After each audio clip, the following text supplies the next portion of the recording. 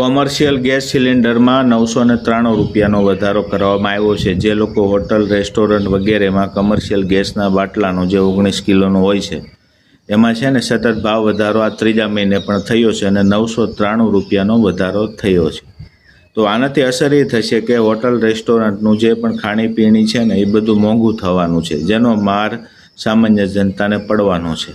કારણ કે યુદ્ધની પરિસ્થિતિ પછી સતત રીતે ગેસની જે પણ ધીમે ધીમે અછત હોય, ક્યારેક વહેલા મોડો પુરવઠો મળતો હોય, તો આ બધા કારણોને લીધે ધીમે ધીમે ગેસના બાટલાના ભાવ પણ વધી રહ્યા છે। ત્યારે જે લોકો નાનો મોટો ધંધો કરે ને એમને જરૂરથી તકલીફ થશે, કારણ કે એટલો બધો વધારો કરે પોતાની પ્રોડક્ટ પણ મોંઘી કરવી પડે। જેમ જેવી રીતે દાબેલી હોય, વડાપાઉં કે કોઈ પણ નાસ્તા પાણી લારી હોય, 5-5 રૂપિયાનો વધારો થાય એટલે જે લોકો વડાપાઉં કે કોઈ નાના નાસ્તા પાણી કરી અને આખો દિવસ મજૂરી કામ કે કંઈ કરતા હોય તો એમને જરૂરથી મુશ્કેલી પડવાની છે।